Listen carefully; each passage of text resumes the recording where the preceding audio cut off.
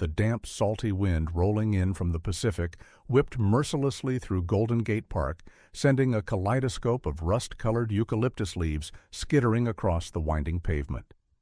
Ethan Blackwood cinched the collar of his tailored Xenia jacket, his footsteps a stark, lonely echo on the cool, foggy concrete. His Patek Philippe watch, a sliver of platinum and sapphire, read 5:43 p.m., a silent indictment that another day, hollow and gilded, was slipping away just like all the others. A child's scream, thin and sharp, sliced through the evening air, making Ethan stop dead in his tracks. His gaze swept across the nearly deserted park, past the silhouette of the De Young Museum, until it settled on two small figures huddled by a weathered bench. Intrigued, he altered his course. Two identical girls, no more than 4 years old, stood there, their dresses, once vibrant, now faded and grimy, a painful dissonance against the manicured beauty of the park. One of them clutched a crumpled piece of drawing paper to her chest as if it were the last pure thing in the world. "Please, sir," one of the twins said, her voice a fragile, trembling thread breaking the silence. "Buy our drawing. We're starving." The other one chimed in, her large, pleading eyes, the color of the bay on a clear day, fixed on Ethan. "We're starving." Ethan froze, his own reflection staring back at him from the depths of the girl's eyes. A tall, impeccably dressed man, a creature of Silicon Valley wealth as far removed from their reality as the moon. Instinctively, his hand dove into the pocket of his trousers, fingers brushing against the crisp $100 bills he carried but rarely thought about. "Are you alone out here?" The words escaped his mouth before he could filter them through his usual wall of detachment. The twins exchanged a fleeting glance, a silent, coded communication Ethan couldn't begin to decipher. The one holding the drawing took a hesitant step forward, extending the paper with hands that trembled. "It's $1, she murmured, her eyes cast down. "But if you want to give more, do we?" Her voice trailed off, and Ethan felt an unfamiliar, sharp twist in his gut. He knelt, ignoring the damp earth that would surely stain his designer pants. "What are your names?" he asked gently, trying to keep his voice from betraying the sudden storm inside him. "I'm Lily," said the one holding the drawing, "and she's Rose." Rose, who seemed shyer, partially hid behind her sister, her gaze never leaving Ethan's face. Ethan reached for the drawing, his fingers lightly brushing Lily's. She hesitated for a fraction of a second before letting go, as if relinquishing a piece of her soul. As he carefully unfolded the crumpled paper, Ethan felt his breath hitch in his throat. The drawing, rendered with a child's crude strokes but with a shocking, nightmarish vividness, depicted a scene that made his heart hammer against his ribs. A Tesla, a cypress tree, figures strewn across the ground. His hands began to shake, and he looked up at the girls. Lily and Rose watched him, a mixture of desperate hope and latent fear in their identical eyes. A flash of memory, violent and unwelcome, seared through his mind. Tires screeching on wet asphalt, the deafening shriek of twisting metal, screams, and then a profound, terrifying silence. He shook his head, a futile attempt to banish the ghosts. He focused again on the twins before him, so fragile, so familiar. "Where are your parents?" he asked, his voice rougher than he intended. The girls exchanged that same look again, and this time Ethan saw a flicker of raw pain in their eyes. "They went away," Rose whispered, her first full sentence, "a long time ago." Ethan felt as if the fog had seeped into his lungs, choking him. He scanned the park, now almost completely swallowed by the encroaching dusk, the lights of the city beginning to twinkle in the distance. The thought of leaving these children here, alone, made his stomach turn. "Are you hungry?" he asked, the answer already screaming in their gaunt faces. Lily and Rose nodded vigorously, their eyes igniting with a cautious, fragile hope. Ethan stood, his mind a maelstrom of conflicting thoughts and raw emotion. He held out his hands to the girls, surprised by the speed with which their small, cold hands found his, clinging as if they were afraid he'd vanish into the mist. "Come on," he said, his voice thick with an emotion he couldn't name. "I know a place where we can eat." As he led the twins out of the park, Ethan couldn't escape the feeling that something profound and irreversible had just shifted in the tectonic plates of his life. The crumpled drawing burned in his pocket, a tangible link to a past he thought he had buried deep beneath layers of success and solitude. The sound of children's laughter echoed behind him, and Ethan glanced back. Lily and Rose skipped along, still holding his hands, their faces illuminated with a joy that was a stark, heartbreaking contrast to their circumstances.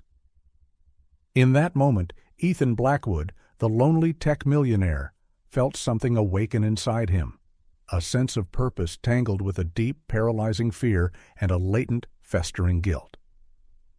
As they walked toward his nearest restaurant, Ethan couldn't stop wondering, who really were these girls, and why did their drawing depict a scene from his past that he had fought so hard to forget?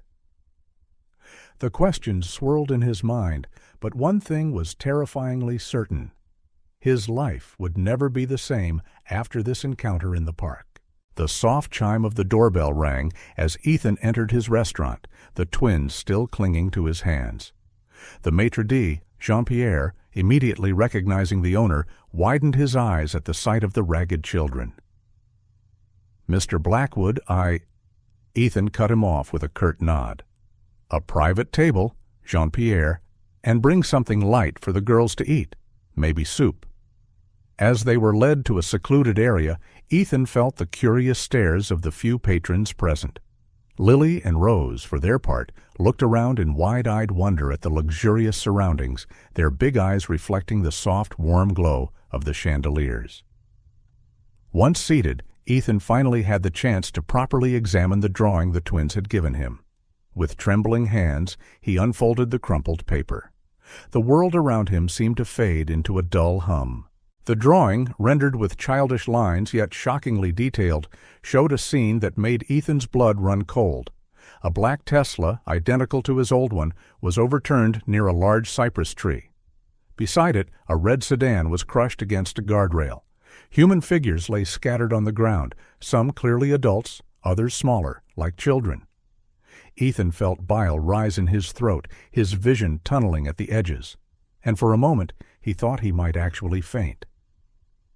"Sir, are you okay?" Lily's voice pulled him back from the precipice. The twins watched him with a mix of concern and childish curiosity. "Yes, Ethan swallowed hard, trying to steady himself. "This drawing, where did you see it?" Rose, the quieter of the two, whispered, "We dream about it every night." A chill, colder than the San Francisco fog, ran down Ethan's spine. He closed his eyes, and suddenly he was back on that fateful night. It was an autumn night, much like this one. Ethan was driving his Tesla Model S through the Presidio, music blaring, a half-empty bottle of expensive whiskey on the passenger seat. He was celebrating the closing of a major acquisition, feeling invincible, untouchable. That's when it happened. A red sedan appeared suddenly at an intersection. Ethan, his reflexes dulled by alcohol, swerved sharply to avoid a collision. His car flipped, rolling multiple times before crashing into a tree. The other vehicle, trying to veer away, slammed into a guardrail. The silence that followed was absolute, deafening. Ethan, miraculously conscious, crawled out of the wreckage. He saw motionless figures scattered across the asphalt. One man, one woman, children. Panic, raw and overwhelming, took over. Sirens wailed in the distance. Without thinking, Ethan fled, leaving behind the crash scene that would haunt his waking and sleeping hours for years to come. "Sir, your soup is getting cold." Ethan opened his eyes abruptly, returning to the present. Lily and Rose were already eating, their small faces illuminated by the relief of a hot meal. He watched them, feeling a toxic cocktail of emotions. Guilt, fear, confusion. These girls. Could they really be survivors of that crash?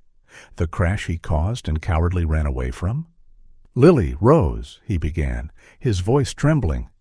"Do you remember your parents?" The twins stopped eating, exchanging glances. Rose was the one to answer. Not much, but we remember the night they left. There were lots of lights and noise, then silence. Ethan felt like he'd been punched in the gut. There was no doubt anymore. These were the children he believed he had killed on that awful night. His first instinct was to run again, to get up, walk out of the restaurant, and disappear. It was what he did best, after all, run away from responsibility, from his past. But then Lily smiled at him, an innocent, grateful smile. "Thank you for the food, sir. It's been so long since we ate something this good." That smile hit him like a bolt of lightning. Ethan felt something inside him shatter. Years of repressed guilt, of nightmares stifled with work and money, all came rushing to the surface. He looked at the twins, really seeing them for the first time. They weren't just survivors of an accident. They were children who, because of him, had lost everything. And now, by some cruel twist of fate, they were sitting before him, trusting him with something as simple as a meal. Ethan's internal battle reached its crescendo. Part of him still screamed to flee, to protect himself. But another part, a part he thought he'd crushed long ago, begged him to do the right thing. "Girls," he said, his voice firmer now, "where are you staying?" Lily and Rose exchanged yet another glance, that silent communication Ethan was starting to recognize. "Nowhere," Lily finally answered. "We ran away." "We ran away from the foster home," Rose added, her voice almost inaudible. Ethan felt his heart tighten. A foster home. Because of him, these girls grew up without parents, without a home. At that moment, Ethan Blackwood made a decision that would change the course of his life forever. He would not run, not this time. "Would you like?" He hesitated, hardly believing what he was about to suggest. "Would you like to stay with me tonight? I have a big apartment with plenty of rooms." The twins' eyes widened in a mix of surprise and hope. "Really?" Lily asked, her voice trembling with emotion. Ethan nodded, feeling a strange sense of peace spread through his chest. "Really? And tomorrow we can talk about the future." As the girls finished their meal, now with renewed enthusiasm, Ethan picked up his phone. His fingers hovered over the keys for a moment before dialing. "Hello, Sarah? It's Ethan Blackwood. I need your help. It's about 2 children." Hanging up, Ethan looked again at Lily and Rose. The crumpled drawing was still on the table, a vivid reminder of his past. But now, looking at the twins' smiling faces, Ethan saw something else. He saw a chance for redemption. The road ahead would be hard, full of legal and emotional challenges. But for the first time in years, Ethan felt he was doing the right thing. And that, he realized, was worth more than his entire fortune. "Shall we go home?" he asked the girls, extending his hands. Lily and Rose smiled, clinging to him like a lifeline in a stormy sea. And in a way, perhaps that was exactly what Ethan had become for them, a lifeline, a second chance for all of them. The silence that followed the meal was almost palpable. Ethan, sitting at the restaurant table with Lily and Rose, felt the weight of every passing second. The twins, now with full bellies, seemed more relaxed, but their eyes still carried a shadow of worry. Ethan cleared his throat, trying to find the right words. "Girls," he began, his voice trembling slightly. Where are your parents?"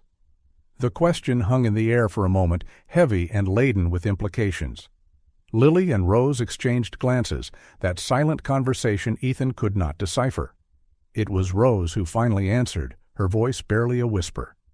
"They're gone. On the night of the lights and the noise." Ethan felt his heart tighten. The night of the accident, the night he had spent years trying to forget.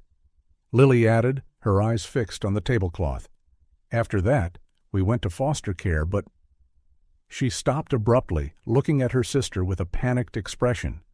Rose squeezed Lily's hand as though seeking courage. Ethan leaned forward, intrigued. "But what, Lily?" That was when a sound outside the restaurant drew everyone's attention, a cry, faint but unmistakable, of a baby. The twins went pale. Ethan, confused, stood up and walked to the window. Outside, partially hidden behind a decorative shrub, were two figures, a boy of about 6 years old holding a crying baby. "Oh my God," Ethan muttered, turning to the twins. "Who are they?" Lily and Rose were already on their feet, running to the door. Ethan followed them, his heart pounding. As they stepped outside, the older boy looked at them with a mix of fear and defiance. "We're not going back," he shouted, clutching the baby to his chest. Ethan raised his hands in a gesture of peace. "It's okay," he said gently. "No one's going to force you to do anything. What are your names?"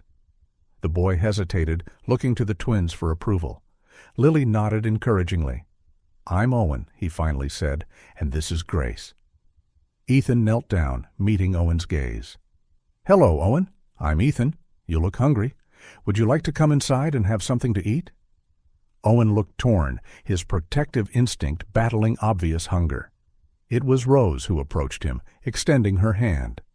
"It's okay, Owen," she said softly. "Mr. Ethan gave us food. He's nice."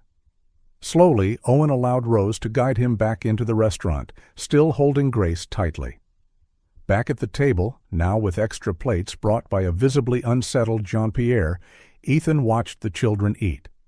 Owen devoured his meal with one hand while using the other to carefully feed Grace with creamy soup. "Owen," Ethan began, trying to keep his voice calm, "did you run away from foster care?" The boy paused, tears welling up in his eyes. "We couldn't stay there," he said, his voice quavering. "They were going to separate us, send Grace to adoption because she's a baby. We couldn't let that happen." Ethan felt a wave of emotion wash over him. These children, who had already lost so much, were willing to face the streets to stay together. "How long have you been on your own?" he asked gently. 3 days, Lily answered. "We've been sleeping in the park, hiding." Ethan closed his eyes for a moment, battling the guilt threatening to consume him. These children were in this situation because of him, because of his cowardice that night. His first instinct was to pick up the phone and call the authorities. That was the correct procedure, the legal approach. But something stopped him. The fear in Owen's eyes, the protective way he held Grace, the trust Lily and Rose had placed in him. Ethan found himself at a crossroads. Do the legally correct thing or follow what his heart told him was morally right. The decision came almost unbidden.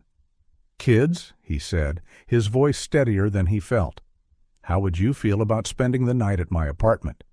It's big, with plenty of rooms, and we can figure out what to do tomorrow." The children's faces lit up with a mix of relief and hope. Even Grace, as if sensing the shift in atmosphere, let out a small, contented coo.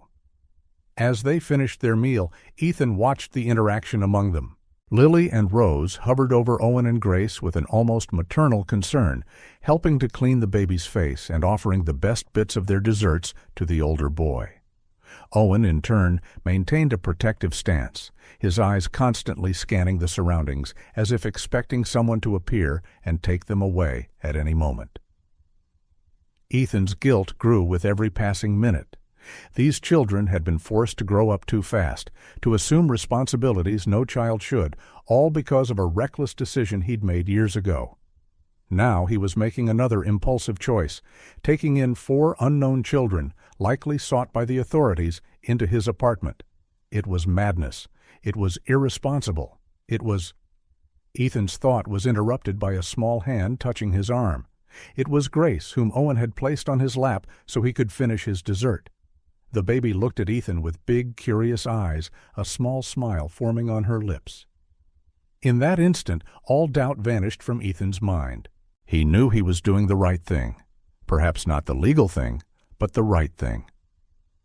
"Shall we go home, kids?" he asked, softly but decisively. 4 pairs of eyes turned to him, filled with hope and trust. Ethan felt the weight of that trust, but also a sense of purpose he hadn't experienced in years. As he guided the children out of the restaurant and toward his car, Ethan knew his life had changed irreversibly. What began as a casual encounter in the park had turned into something much bigger. Ethan Blackwood, the lonely millionaire, was about to become the impromptu guardian of 4 orphaned children. It was scary, unpredictable, but somehow it felt right. Helping Owen secure Grace in the back seat, seeing Lily and Rose holding hands and smiling for the first time since he'd met them, Ethan felt something he hadn't in a long time: hope.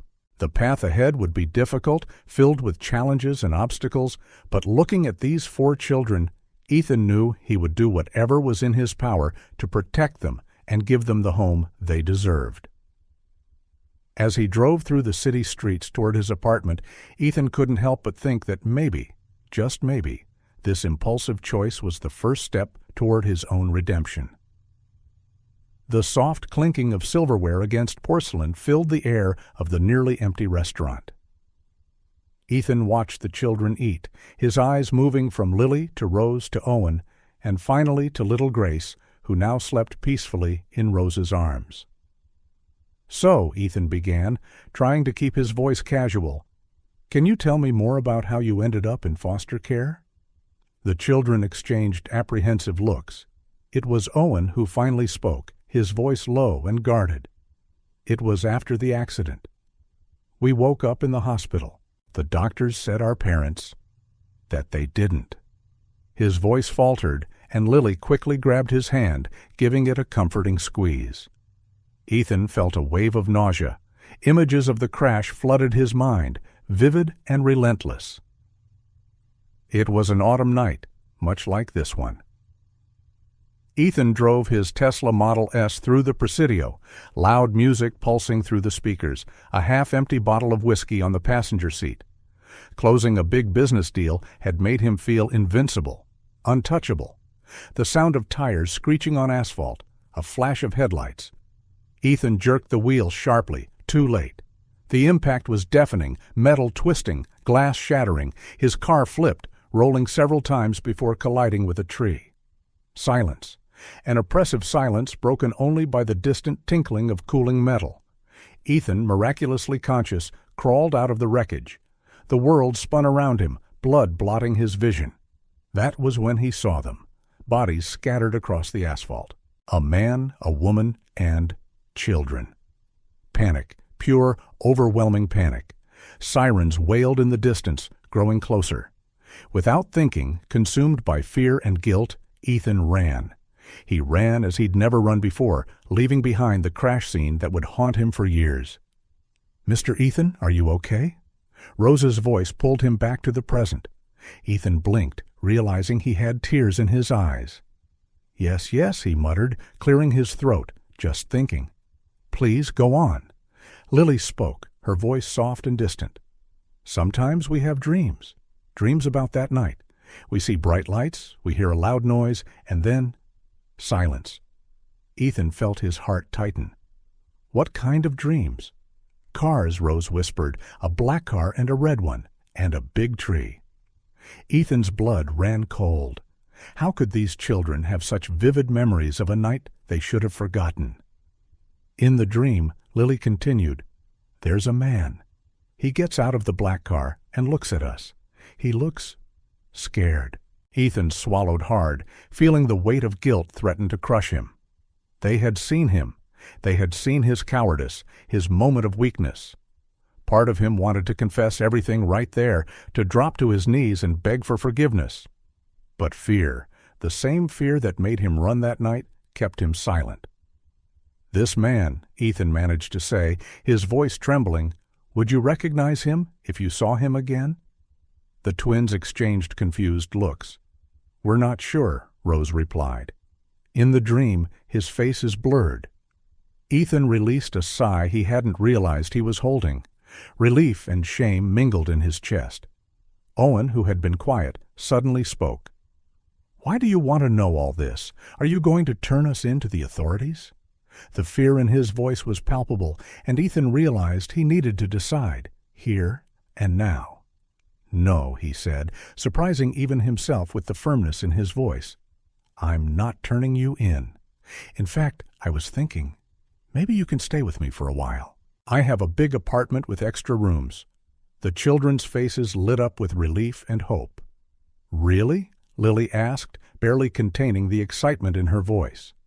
Ethan nodded, feeling a strange sense of peace fill his chest. Really?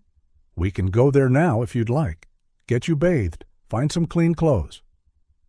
And Grace? Owen asked, glancing at the sleeping baby. She needs diapers and milk. We'll take care of that too, Ethan promised, already making a mental list of what to buy. We'll make a quick stop at a store before going home. Home?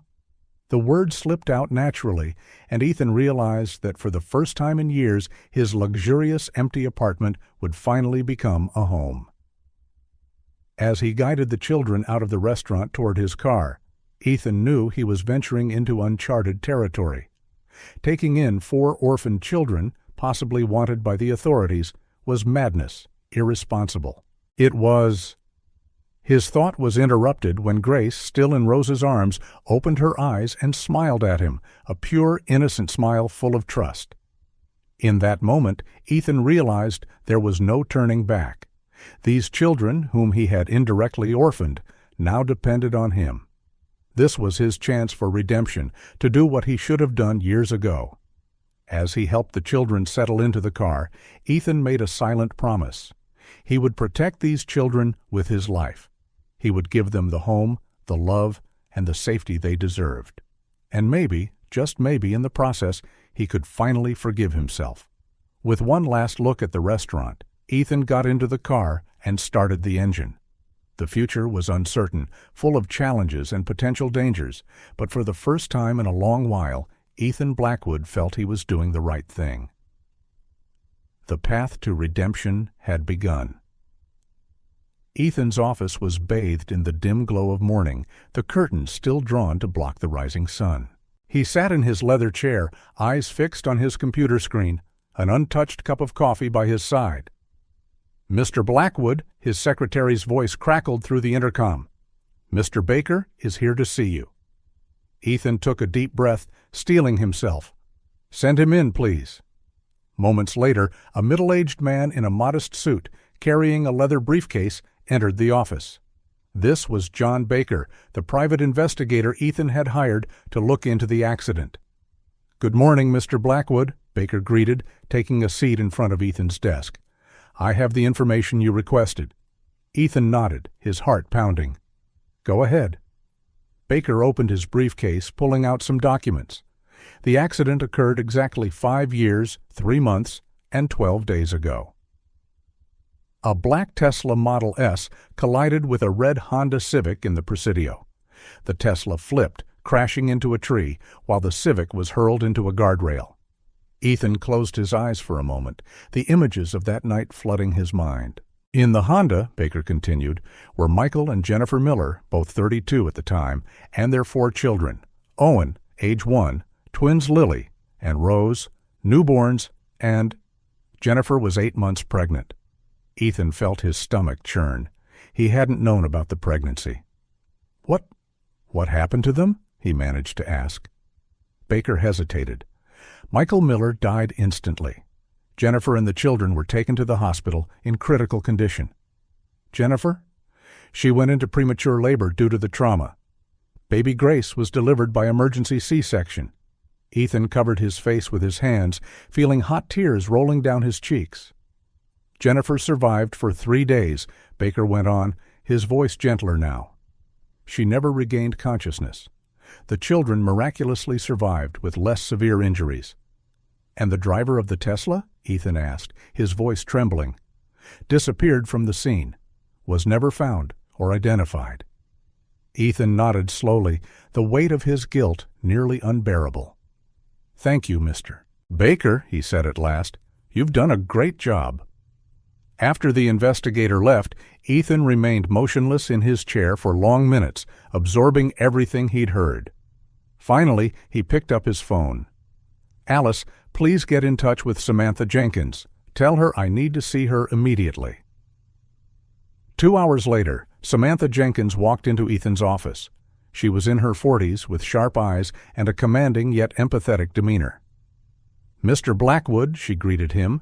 "Your secretary said it was urgent." Ethan gestured for her to sit. "Samantha, I need your help. It's about the children." Samantha leaned forward, interested. Over the past few days, since Ethan had hired her to help with the kids, she had noticed something odd about his dynamic with them. What about them? Ethan hesitated, choosing his words carefully. I found out more about their past, about the accident that killed their parents. Samantha frowned. Accident? You never mentioned an accident before? I know, Ethan sighed. It's complicated, but I need your help to ensure the kids can stay with me, legally. Samantha studied him for a long moment. Ethan, there's something you're not telling me. What is your real connection to these children? Ethan felt the weight of her gaze. He knew he had to reveal something, but he couldn't tell her everything. Not yet. I was there, he finally said, the night of the accident. I saw it happen. But I couldn't do anything to help.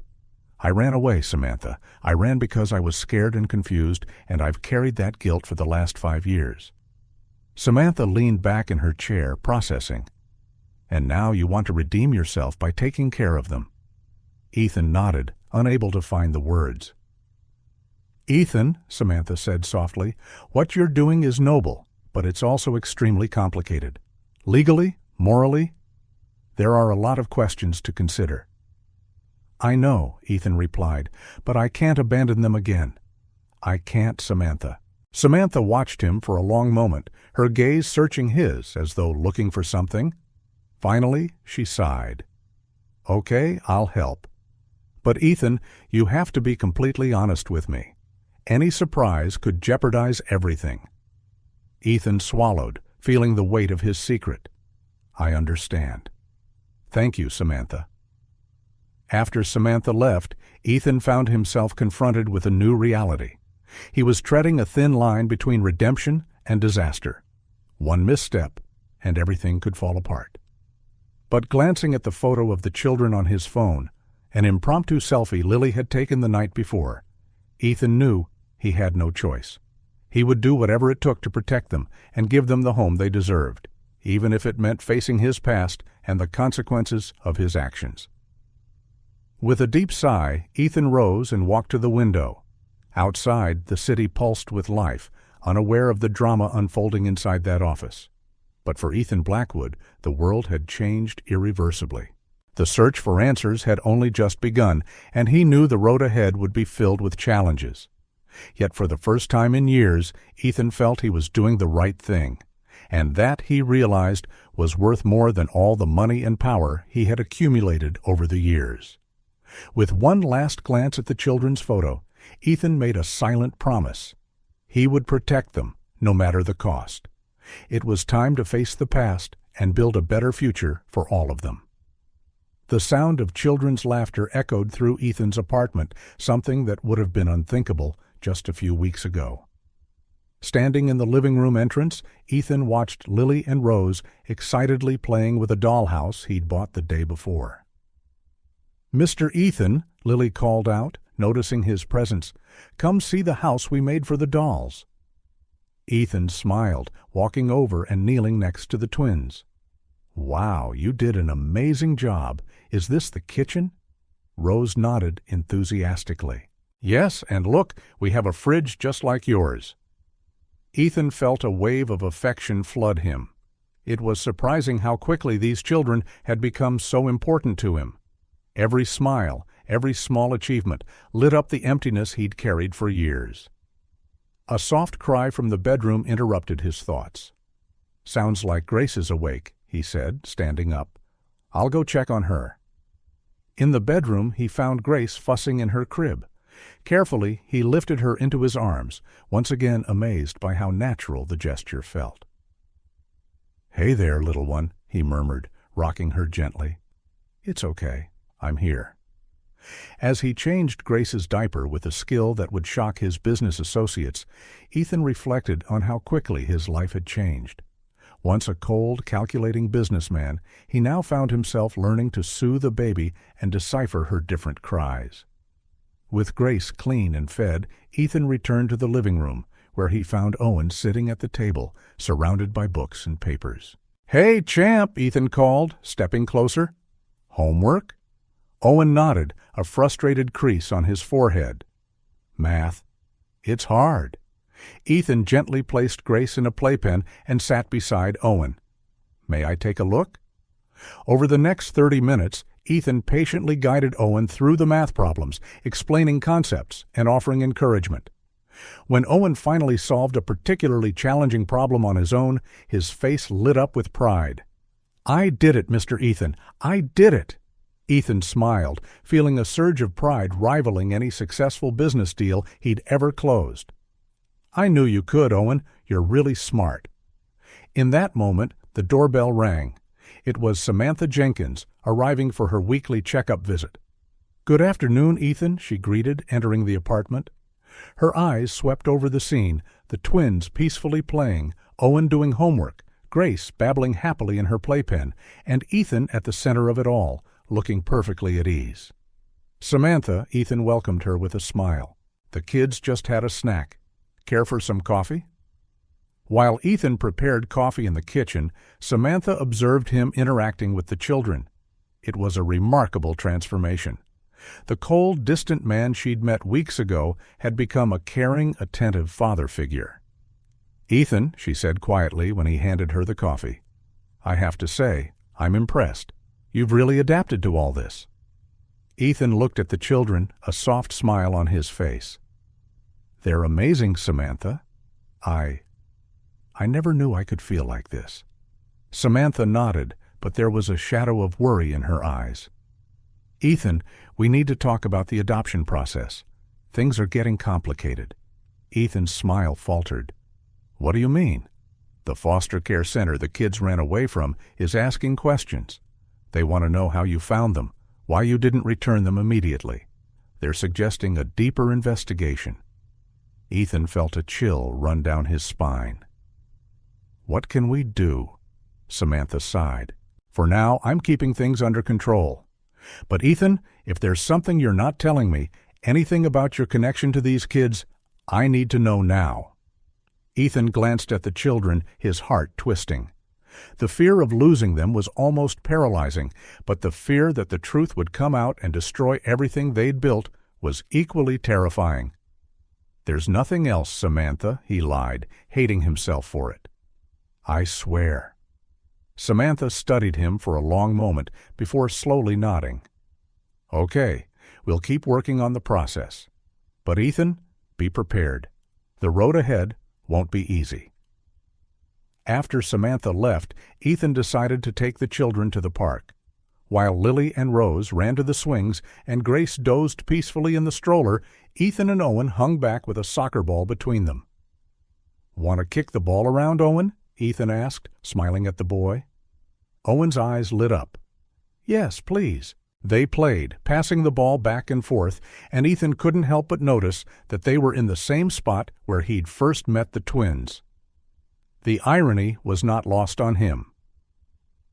Mr. Ethan, Owen said suddenly, holding the ball, are you really going to adopt us? The question caught Ethan off guard. He knelt, meeting Owen's gaze. That's what I want most, Owen. You've all become very important to me. Owen stared at him with serious eyes. We really like you, too. We're just scared something will go wrong. It always does. Ethan felt his heart break. He pulled Owen into a tight hug, fighting back tears. I promise, Owen, I'll do everything I can to keep you safe and together. Everything. That night, after putting the children to bed, Ethan stood in the hallway, looking at the silent bedrooms. The love he felt for these 4 children was overwhelming, something he'd never imagined feeling. But with that love came an equally powerful fear. Fear that his past, his guilt, might destroy it all. Fear that in trying to protect them, he might end up hurting them more. Ethan leaned against the wall, closing his eyes. He knew he was walking a thin line. Each passing day, each deepening bond, made the truth harder to reveal. But looking at the sleeping faces of Lily, Rose, Owen, and Grace, Ethan knew he couldn't turn back. These kids were now his family, his redemption, his chance to do something truly good in the world. Renewed determination filled him. He would do whatever it took to protect these kids and give them the home and love they deserved, even if it meant burying his past even deeper. The road ahead would be tough, full of obstacles and dangers, but for the first time in his life, Ethan Blackwood was ready to fight for something greater than himself. He would fight for his family. The autumn sun bathed Golden Gate Park in a golden light, creating an almost idyllic scene. Ethan was pushing Grace's stroller while Lily and Rose played gleefully on the playground. Owen, meanwhile, sat on a nearby bench, absorbed in a book Ethan had recently given him. In that moment of apparent tranquility, Ethan saw a familiar figure walking toward him.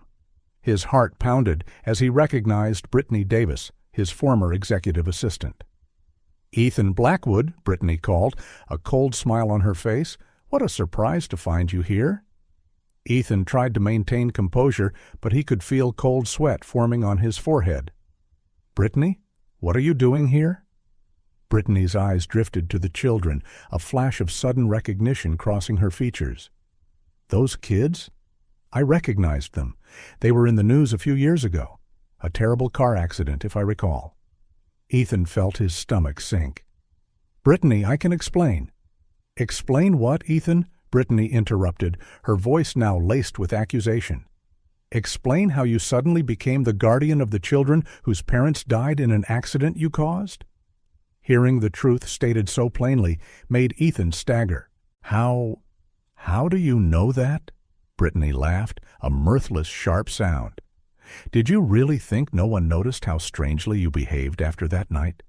The nightmares, the guilt in your eyes? It wasn't hard to put the pieces together." Ethan glanced nervously toward the children, grateful they were far enough away not to hear. "What do you want, Brittany?" Brittany's smile widened, predatory. "I want my job back, with a substantial raise, of course, unless you'd rather I share this interesting story with the authorities." Panic threatened to overtake Ethan, but he forced himself to stay calm. "We need to talk about this somewhere else, not in front of the kids." Brittany nodded, triumphant. "Sure. Your office, tomorrow at 9. Don't be late." As Brittany walked away, Ethan felt as though the ground were crumbling beneath his feet. Everything he had built over the past months was about to collapse. That night, after tucking the children into bed, Ethan made a call he never imagined he would. "Samantha, I need to see you. It's urgent." An hour later, Samantha Jenkins sat in his living room, her face a mask of shock and disbelief as Ethan, voice trembling, confessed the entire truth about the accident. "My God, Ethan," Samantha whispered when he finished. You fled the scene of an accident that killed these children's parents?" Ethan nodded miserably, unable to meet her gaze. "I was drunk, Samantha. I panicked. I know there's no excuse, but there is no excuse." Samantha cut him off, her voice hard. "Ethan, do you realize the gravity of what you did? Not just that night, but hiding this from me, from the authorities?" "I know," Ethan replied, his voice breaking. "Believe me, I live with this guilt every day, but these kids, Samantha, they've become my life. I can't lose them." Samantha got up, pacing the room, clearly wrestling with an internal conflict. "As a social worker, I'm required to report this. These children, they have the right to know the truth about what happened to their parents." Ethan felt desperation surge inside him. "Please, Samantha, they've already suffered so much. If the truth comes out now—" "And if the truth comes out later," Samantha retorted, "when they're even more attached to you? Have you thought about the damage that would cause?" Ethan buried his face in his hands, feeling the weight of his actions crushing him. "What should I do, Samantha? Tell me what to do." Samantha studied him for a long moment, her expression softening slightly. "Ethan, what you did was terrible. But what you're doing now for these children it's admirable. I can see how much you love them, how much they need you." She sighed heavily before continuing. "I'm not going to report you, not yet. But Ethan, you have to tell them the truth. Not now, not all at once, but eventually. They deserve to know." Ethan felt a wave of relief mixed with a new kind of fear. What if they hate me? What if they want to leave me? That's the risk you'll have to take, Samantha said gently. It's the price of redemption, Ethan. After Samantha left, Ethan stayed up all night, his mind a maelstrom of thoughts and emotions. The idea of losing the children was unbearable. He caught himself considering desperate options, running away with them, starting a new life somewhere far away. But as dawn broke, bringing the familiar sounds of the kids waking, Ethan knew he couldn't do that. He couldn't rip the children away from all they knew, forcing them into a life on the run. With a heavy sigh, Ethan got up to start another day. He would face Brittany, do whatever was necessary to protect his secret for now. But he knew Samantha was right. Eventually, the truth would have to come out. As he prepared breakfast, hearing the children's laughter echo through the apartment, Ethan made a silent promise. He would do everything he could to be the father these kids deserved. And when the time came to tell them the truth, he would pray the love they'd built would be strong enough to withstand even that terrible revelation. The smell of pancakes filled the kitchen, and soon Lily and Rose came running, followed by Owen, carrying a just-awake Grace. "Good morning, kids," Ethan smiled, his heart warming at the sight of them. "Good morning, Daddy Ethan," the twins answered in unison, and Ethan felt tears prick his eyes. In that moment, watching his makeshift family gather around the table, Ethan knew that no matter what the future held, he would fight with all his strength to keep this happiness. The past might be catching up to the present, but Ethan Blackwood was determined to build a better future for himself and, most importantly, for the 4 children who had captured his heart. Samantha Jenkins sat in her office, the morning sunlight filtering through the blinds, creating patterns on the open file before her. The words Miller accident jumped off the page, a constant reminder of the ethical dilemma she now faced. Ethan's confession from the previous night still echoed in her mind. As a social worker, her duty was clear. Report Ethan to the authorities and ensure the children were placed in a safe environment. But as a human being, things were far more complicated. With a sigh, Samantha turned on her computer. If she was going to make a decision, she needed all the facts. Her investigative skills, honed by years of work on complex social cases, would now be focused on Ethan Blackwood. Hours passed as Samantha delved into Ethan's past. Financial records, newspaper articles, employee testimonies. Each piece of the puzzle revealed a bit more about the man behind the millionaire. It was mid-afternoon when Samantha made a surprising discovery. Hidden among the corporate transactions were a series of substantial donations to various children's charities, all anonymous, all starting just months after the accident. "Interesting," Samantha murmured, jotting down the details. The donations didn't absolve Ethan of his actions, but they indicated a level of remorse and a desire for reparation she hadn't expected. Determined to get a personal perspective, Samantha began contacting Ethan's former employees. The conversations that followed painted an intriguing picture. Ethan? He was a tough boss, no doubt, said a former secretary, but after that accident, something changed in him. He became quieter, more human, you know? A project manager echoed similar sentiments. There was definitely a shift in his approach. Before, it was all about profits. Afterward, he started worrying more about our impact. He initiated social responsibility programs, improved employee benefits. With each testimony, Samantha felt her initial conviction waver. The Ethan Blackwood emerging from these stories wasn't the cold, calculating monster she initially imagined after his confession. He was a man deeply marked by his mistakes, quietly fighting to redeem himself. As evening fell, Samantha found herself in a moral stalemate. On one hand, the law was clear. Ethan had committed a serious crime by fleeing the accident scene. On the other hand, it was evident he had spent the last several years trying, in some way, to make amends. And then there were the children. Samantha closed her eyes, recalling her visits to Ethan's apartment. The transformation she'd witnessed in him was remarkable. From a cold, distant businessman, Ethan had become a loving, devoted, paternal figure. "What's best for the children?" Samantha whispered to herself, the question guiding her entire career, now more relevant than ever. Ripping the children away from Ethan now, after everything they'd been through, seemed cruel. They finally had stability, love, a home. But allowing them to remain with the man who, technically, was responsible for their parents' death, the ethics of that tormented her. Samantha stood up, walking to the office window. Outside, the city continued its nightly routine, oblivious to the drama unfolding within these walls. Then an idea took shape in her mind, a solution that, though imperfect, might offer a way forward. With renewed determination, Samantha picked up her phone and dialed Ethan's number. "Ethan, can we meet tomorrow morning? I have a proposal for you." The next morning, Ethan arrived at Samantha's office, worry etched into his features and circles under his eyes from sleepless nights. "Samantha," he greeted, tension evident in his voice. "Have you made a decision?" Samantha motioned for him to sit. "Ethan, I spent the last 24 hours investigating your past, talking to people who knew you before and after the accident." Ethan swallowed, clearly nervous about what she might have discovered.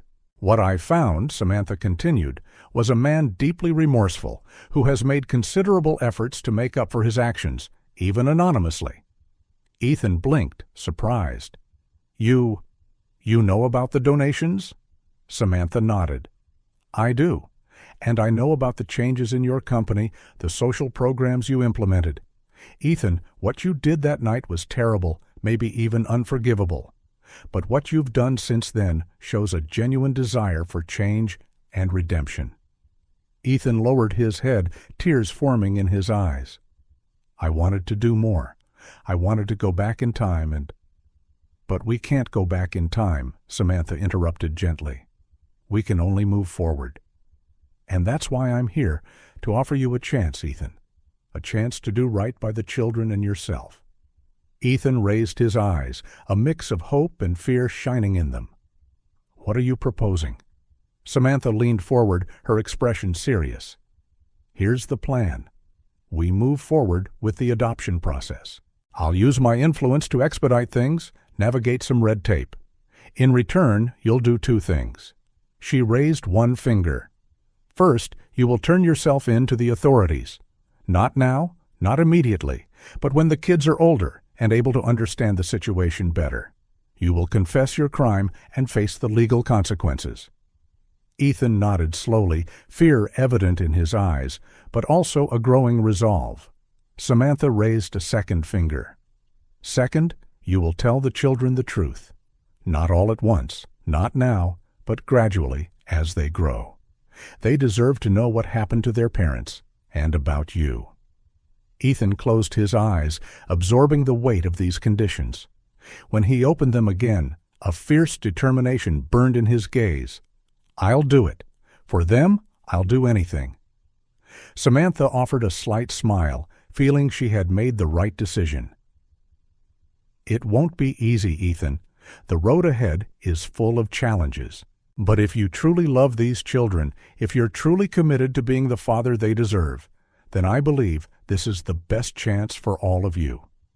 Ethan reached out, shaking Samantha's hand in gratitude. "Thank you, Samantha.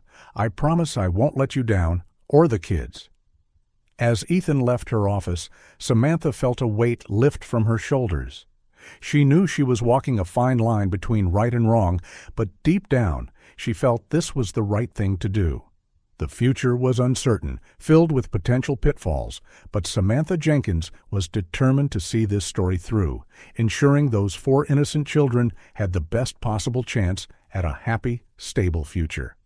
And maybe, just maybe, through it all, Ethan Blackwood would find the redemption he so desperately sought. The family court office was quiet, except for the faint hum of air conditioning and the occasional rustle of papers. Ethan Blackwood sat stiffly in his chair, hands clasped in his lap to hide his nervousness. Beside him, Samantha Jenkins projected professional calm, though the tension in her eyes betrayed her own apprehension. "Mr. Blackwood," the judge began, adjusting his glasses, "I must say this is quite an unusual case. 4 siblings, all found by chance and taken in by a single businessman with no prior parenting experience. Ethan swallowed hard, feeling the weight of the judge's scrutiny. "I understand it seems strange, Your Honor, but—" However, the judge continued, a slight smile appearing after carefully reviewing Ms. Jenkins's reports and considering the children's well-being. "I'm inclined to grant temporary custody." Relief flooded Ethan, almost tangible. He let out a breath he hadn't realized he was holding. "Thank you, Your Honor," Samantha interjected gently. "I assure you, Mr. Blackwood is fully committed to the children's welfare." Leaving the courthouse, Ethan turned to Samantha, his eyes shining with emotion. "I don't know how to thank you, Samantha. Without you—" Samantha raised a hand to stop him. "Remember, Ethan, this is only the beginning. We still have a long road ahead." Ethan nodded, his expression growing serious. "I know, and I'm ready to face every challenge." In the weeks that followed, Ethan's life became a whirlwind of activity.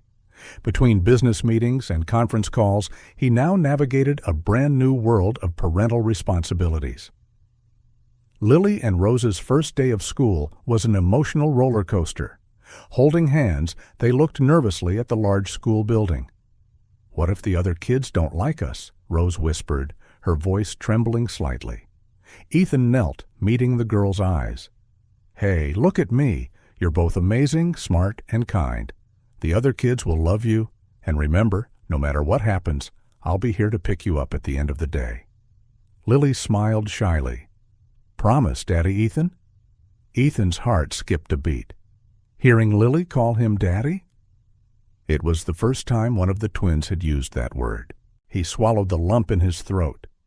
"I promise, sweetie. Now go show the world how wonderful you are." Watching the twins enter the school, hand in hand and heads held high, Ethan felt a mixture of pride and fear. They were growing up so fast, facing the world with a courage he could only admire. Doctor's appointments were another hurdle. Owen, in particular, had a deep fear of doctors, a remnant of his traumatic experiences following the accident.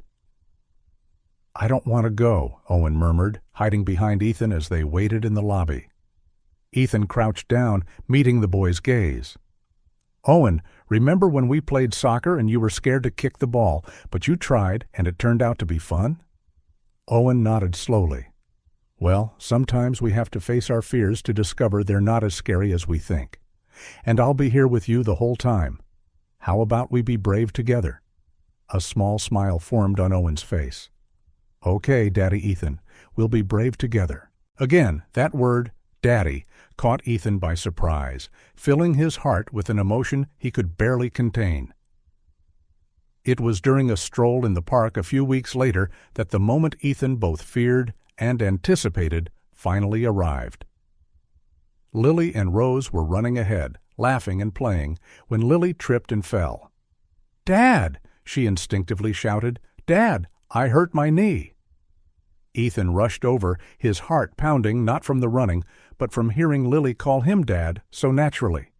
He scooped her into his arms, examining the small scrape on her knee. "It's okay, sweetheart," he murmured, planting a gentle kiss on the wound. "It'll be better soon." Lily hugged him tight, burying her face in his neck. "I love you, Dad," she whispered. Tears stung Ethan's eyes. "I love you too, my little one," he replied, his voice thick with emotion. In that moment, glancing at Rose, who watched the scene with large and worried eyes, at Owen, who held Grace's hand while she took hesitant steps on the grass, Ethan felt the full weight of his responsibility and his love for these children. But the happiness of that moment was brutally interrupted a few days later. Brittany reappeared, her expression a mix of triumph and disdain. "Ethan, Ethan, Ethan," she sang, walking into his office without knocking. "I see you're doing very well, playing the devoted father role." Ethan felt his blood run cold. "What do you want, Brittany?" She smiled, a cold, calculating smile.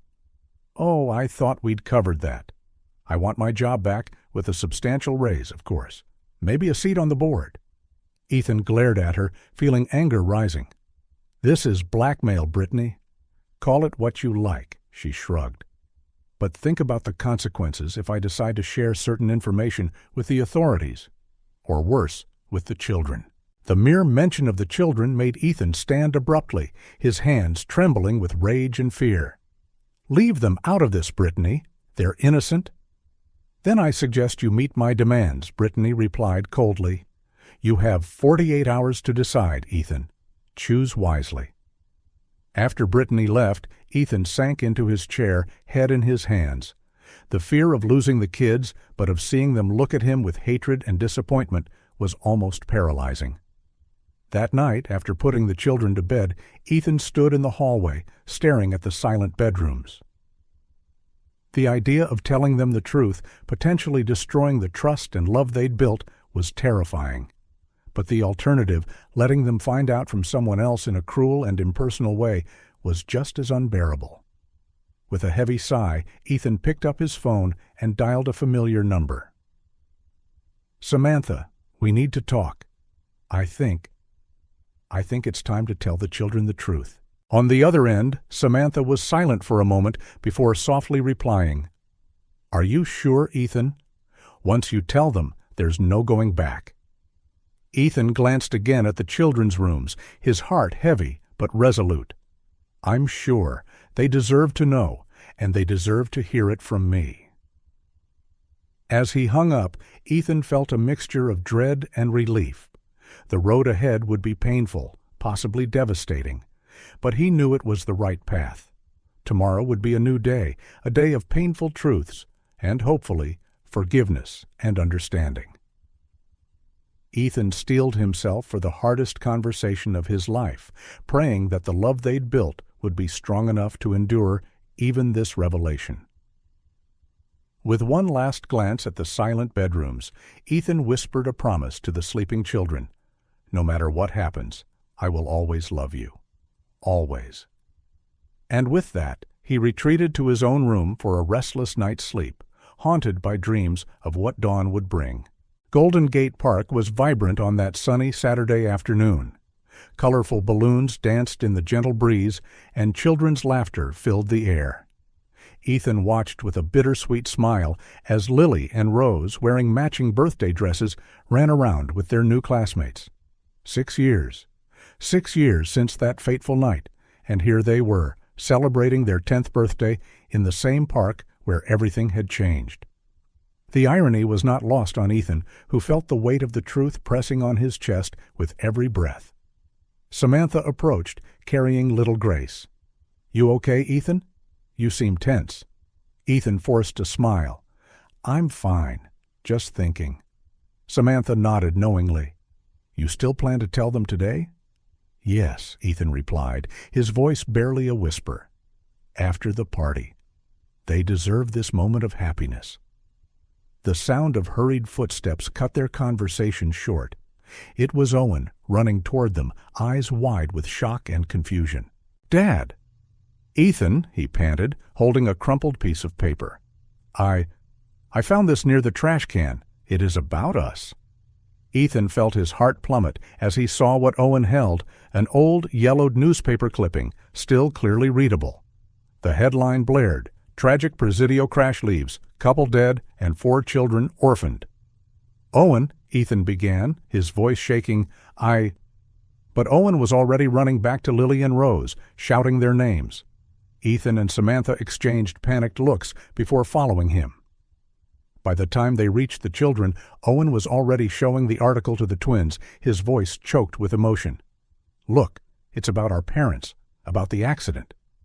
Lily and Rose looked at the paper, then at Ethan, tears filling their eyes. Dad! Ethan, Lily asked, her voice small and frightened. What is this? Ethan felt the world collapsing around him. This wasn't how he planned to tell them, but there was no going back now. Kids, he said softly, I think we need to talk. Let's go for a walk. Slowly, the group moved away from the party, leaving Samantha to handle the other guests. Ethan led the children to a nearby bench, the same one where he'd first met the twins. There's something I have to tell you, Ethan began, his voice trembling. Something about the night your parents. the night of the accident. The children watched him in silence, their eyes large and filled with apprehension. Ethan took a deep breath and began to tell the real story of that fateful night. As the words poured out, tears began streaming down Ethan's face. He told them about his drunkenness, about the moment of impact, about his panic and cowardly flight. He spoke of the years of guilt and remorse, of the anonymous donations, and his desperate search for redemption. "When I found you in this park," he sobbed, "it was like fate was giving me a second chance. A chance to do the right thing, to care for you the way I should have from the start." Ethan closed his eyes, unable to face the children. I understand if you hate me now. If you want to leave, I only want you to know how much I love you and how sorry I am for everything." The silence that followed was deafening. Ethan braced himself for shouting, accusations, maybe even physical blows. What he didn't expect was what happened next. "We knew." Rose's soft voice broke the silence. Ethan opened his eyes, shocked. "What?" Lily nodded, silent tears running down her cheeks. "In our dreams, we always saw a man stepping out of a black car, looking terrified. It was you, wasn't it?" Ethan gave a slight nod, unable to speak. "At first we didn't understand," Rose continued, "but the more time we spent with you, the clearer it got.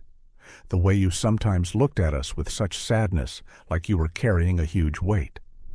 Owen, who had been silent until then, burst out, "How could you?" he shouted, tears of anger in his eyes. You killed our parents. You ran away and left us alone." Ethan bowed his head, accepting Owen's fury. "You're right, Owen. What I did was unforgivable. But before he could continue, Lily stood and wrapped her arms around Owen. "Owen, remember what it was like before we met Dad Ethan? Remember the foster home? How scared we were they'd separate us?" Rose joined the hug. "Dad Ethan made a terrible mistake, but he also gave us a home, a family. He loves us." Owen sobbed, his anger slowly ebbing. But our parents? They would have wanted us to be happy," Lily said gently. "And we are happy with Dad Ethan, aren't we?" Slowly, Owen nodded, his tears now fueled by sorrow rather than rage. Ethan watched, stunned. He had expected rejection, hatred, but here were these extraordinary children showing a level of understanding and compassion far beyond their years. Do you really want to stay with me?" he asked, his voice barely above a whisper. The twins turned to him, reaching out their hands. "You're our dad now," Rose said simply. "We love you." Owen, still clinging to his sisters, looked at Ethan with eyes full of conflicting emotions. I'm still angry," he admitted, "but I love you too, Dad Ethan." Ethan felt as though his heart would burst. He pulled the children into a tight hug, openly weeping. "I love you," he managed between sobs, "so much. I promise I'll spend the rest of my life trying to be worthy of your love." As they remained in that embrace, the sun began to set over the park, bathing the scene in golden light. From a distance, Samantha watched with tears in her own eyes. She knew the path ahead would still be hard. There would be days of anger, sorrow, and questioning. But in that moment, seeing Ethan and the children bound by forgiveness and love, she knew they had chosen correctly. The truth had finally come out, and although it was painful, it had not destroyed this unlikely family. On the contrary, it seemed to have strengthened them, forging deeper bonds of understanding and love. As the Blackwoods slowly rose to return to the party, Ethan realized this was just the beginning of a new journey. A journey of healing, forgiveness, and a love that transcended the mistakes of the past. For the first time in years, Ethan Blackwood felt the weight of guilt begin to lift, replaced by the promise of a future full of hope and redemption. Ethan's office was silent, save for the steady ticking of the clock on the wall. He sat at his desk, eyes fixed on the phone, his finger hovered over the call button, trembling slightly. It was time. After days of intense talks with Samantha and long conversations with the children, Ethan had decided turning himself in was the right thing to do. It was the only way to truly redeem himself, to show the children that facing the consequences of one's actions is essential. Just as he was about to dial, the door to his office burst open. Samantha rushed in, breathless, and carrying a thick folder. "Ethan, wait!" she exclaimed. "Don't do anything yet. I have information you need to see." Ethan frowned, confused. "Samantha, what's going on?" Samantha approached his desk, dumping the folder's contents. "I've spent the last few days digging deeper into the accident. Something wasn't adding up, so I kept investigating." She handed him a report. "Look, it's Michael Miller's toxicology report." Ethan took the paper, eyes scanning it quickly. Confusion turned into shock. This can't be right." Samantha nodded solemnly. "It is. Michael Miller was driving with a blood alcohol level way above the legal limit on the night of the accident." Ethan felt the floor drop out from under him. But how? Why didn't anyone mention this before? "The report was initially misfiled," Samantha explained. "It only resurfaced when I started pushing for more information. And there's more." Witnesses who weren't interviewed at first claimed they saw Michael's car swerving shortly before the collision. Ethan leaned back in his chair, stunned. "So, what does that mean?" Samantha took a seat, her expression grave. "It means, Ethan, you weren't the only one at fault that night. Michael Miller was also driving under the influence. The crash happened because both parties made mistakes." "But I ran," Ethan whispered, his guilt still heavy in his voice. "Yes, and that was wrong," Samantha agreed. "But Ethan, you didn't cause this alone. You were as much a victim of circumstance as you were guilty." Just then, the office door opened again. Lily, Rose, and Owen stepped in, followed by a babysitter carrying little Grace. "Dad, Ethan," Lily asked, worry in her voice, "is everything okay?" "We saw Aunt Samantha run by and got worried." Ethan glanced at Samantha, unsure. Samantha nodded for him to go ahead. "Kids," Ethan began softly, "come here. There's something you need to know." The children drew closer, their faces a mixture of curiosity and apprehension. Ethan took a deep breath and, with Samantha's help, explained the new findings about that night. As the truth came to light, shock and confusion flickered across the children's faces, eventually settling into a painful understanding. Owen was the first to speak, his voice trembling.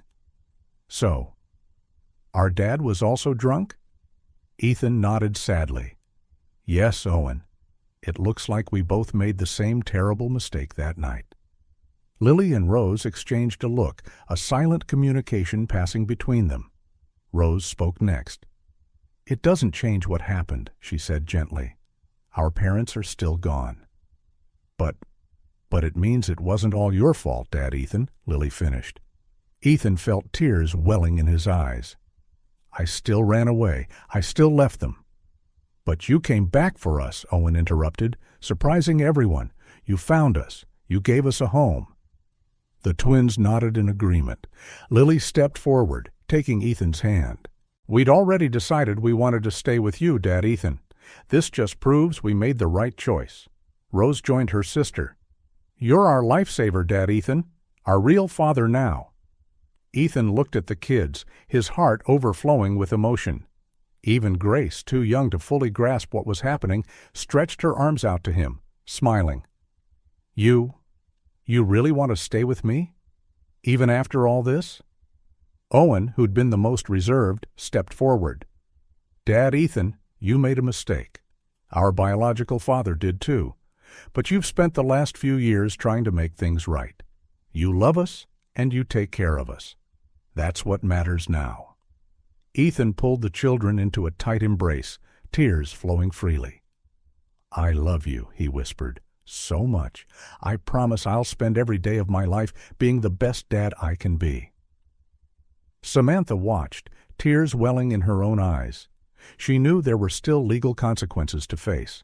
Ethan would eventually have to come forward, and a judge would have to sort out the particulars of the accident and his flight. But looking at this united family, Samantha felt they were on the right path. Ethan Blackwood wasn't a villain. He was a man who had made a terrible mistake and spent years trying to redeem himself. And now, against all odds, he'd found redemption in the love of these 4 extraordinary children. "Ethan," Samantha said softly, "we still have to deal with the legal implications. But I think for now, you should enjoy this moment with your family." Ethan nodded, still holding the children close. "Thank you, Samantha, for everything." As the sun began to set, casting a golden glow through the office windows, Ethan Blackwood held his children tight, grateful for this unexpected second chance. The road ahead would still be challenging, but with the love and understanding of these kids, he knew they could face anything. The complete truth had finally surfaced. Though painful, it brought not only clarity, but also a chance for healing and a fresh start for the entire Blackwood family.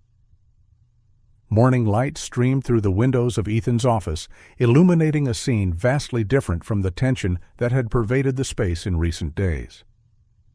Ethan sat at his desk, surrounded by stacks of papers and architectural plans, his expression a mix of determination and hope. Samantha entered, carrying 2 cups of coffee. "Looks like someone had a productive night," she commented, handing 1 cup to Ethan. He smiled, accepting the coffee gratefully. "I could hardly sleep." "There's so much to do, Samantha. So many lives to change." Samantha nodded, picking up one of the papers on his desk. It was a sketch for a new foundation. The New Beginnings Foundation. "This is amazing, Ethan. You're really committing to this transformation." "I have to," Ethan replied, his voice resolute. "I spent years accumulating wealth, thinking only of myself. Now I have the chance to make a real difference in the lives of kids who need help, just like Lily and Rose, Owen and Grace did." Samantha smiled, genuinely proud of the transformation she'd witnessed in Ethan over the past months. "Speaking of the kids, we have a meeting with the adoption lawyer this afternoon.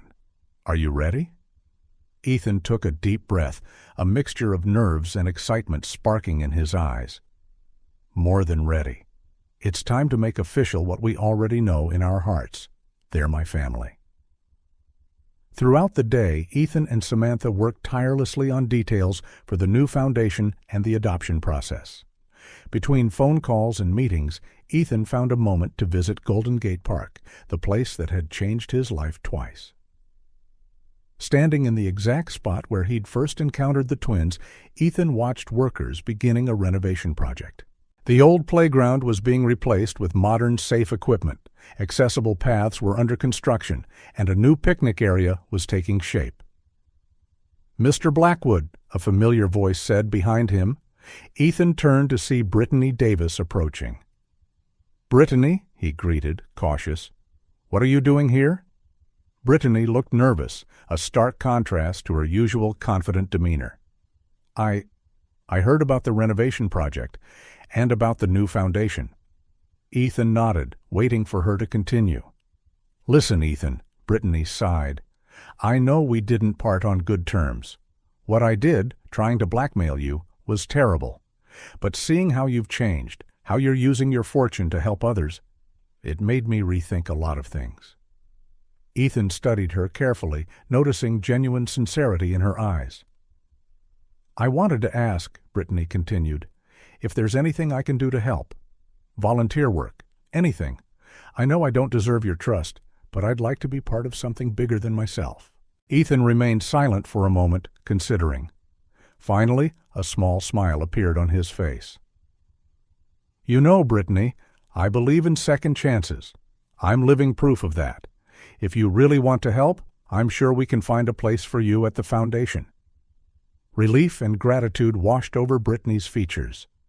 "Thank you, Ethan. I won't let you down." As Brittany walked away to speak with the project manager, Ethan felt a sense of completeness. Another life changed, another shot at redemption. That afternoon, Ethan and Samantha met at the adoption lawyer's office. The children were there too, dressed in their best clothes, equal parts excitement and nerves shining in their eyes. "Dad, Ethan," Owen whispered as they waited. What if something goes wrong? Ethan knelt before him, looking the boy in the eye.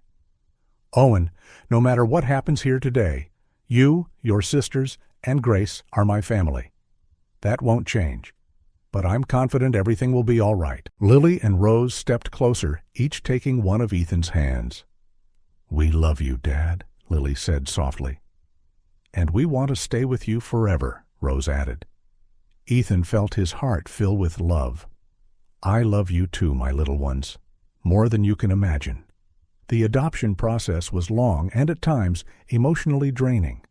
There were moments of doubt, moments of fear, but through it all, Ethan remained steadfast in his commitment to the kids. Finally, after months of hearings, home visits, and mountains of paperwork, the big day arrived. Dressed in his finest suit, Ethan stood before the judge, the 4 children at his side. Mr. Blackwood, the judge began, a hint of a smile on his face, after carefully reviewing all the documents and reports, I'm pleased to declare you the legal and official adoptive father of Lily, Rose, Owen, and Grace Blackwood. The courtroom erupted in applause. Ethan, tears in his eyes, hugged each of the children, his heart overflowing with joy. We're a real family now, Grace said, her small voice brimming with emotion. We always have been, sweetheart, Ethan replied, kissing the top of her head. This just makes official what we've known in our hearts all along. In the months that followed, Ethan poured himself into his social projects. The New Beginnings Foundation grew quickly, aiding dozens of children in need. The renovated park became a symbol of hope and renewal for the community. One sunny afternoon, Ethan was at the park, watching kids play on the new playground. Lily and Rose were among them, laughing and running with their new friends.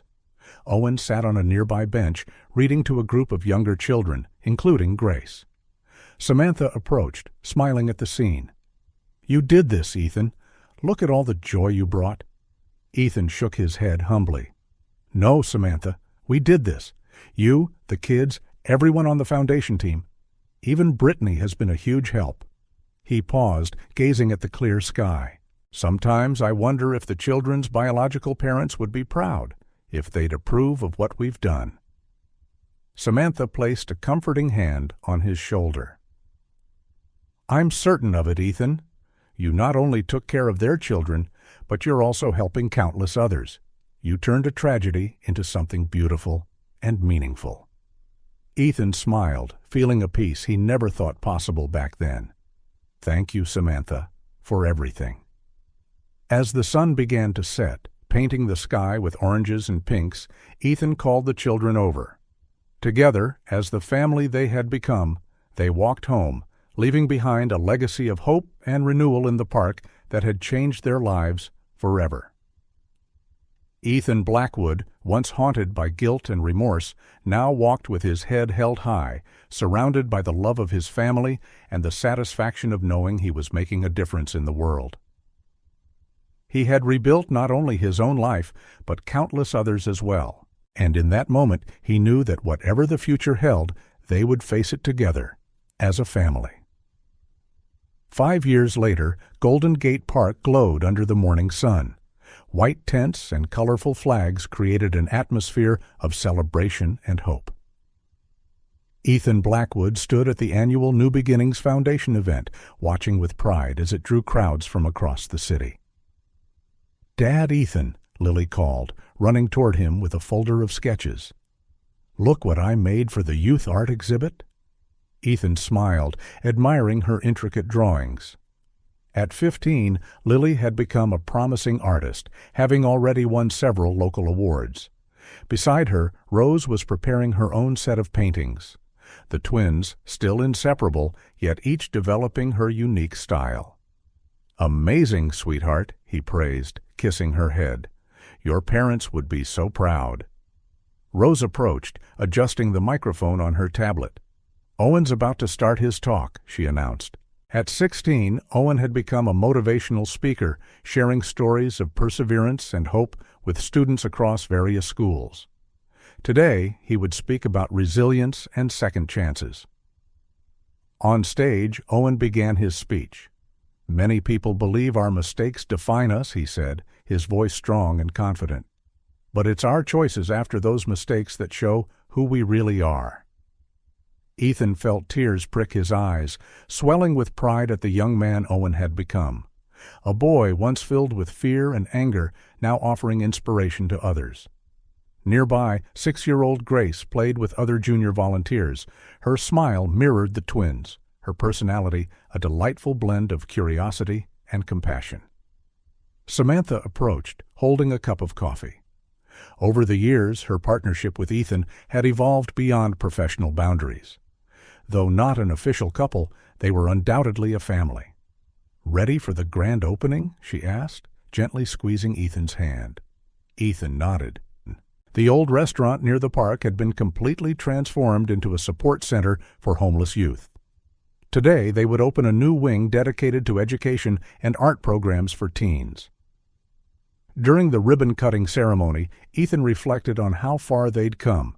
The original drawing the twins had once sold him, the one that changed everything, now hung framed at the center's entrance, a permanent reminder of where it all began.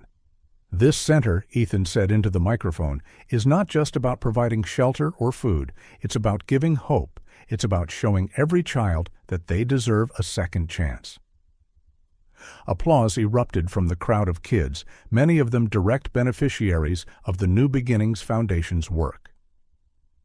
After the event, the family gathered at the exact spot where Ethan had first met the twins. A wooden bench, now restored, still stood as a silent witness to their journey. "Dad, Ethan," Grace asked, her eyes wide with curiosity, "how did you find us?" Ethan smiled, pulling her closer. "Sometimes, sweetheart, life puts us exactly where we need to be, at the exact moment we need to be there." Lily and Rose shared a knowing glance. "Our drawing," Lily said quietly, "it was what brought you to us." Owen, now more thoughtful and reflective, chimed in. "And now, look what we've built, how many lives we've touched." Ethan looked around. The park, once witness to his darkest moment, had become a symbol of hope and renewal. Children played, families strolled, volunteers worked tirelessly. "Not everything was perfect," Ethan said gently. "I made terrible mistakes, but I learned that love, compassion, and determination can transform even our darkest moments into light." Samantha wrapped her arms around him from behind, her hands enveloping those of the children. "You're my greatest achievement," Ethan murmured, "far more important than any deal I've ever closed."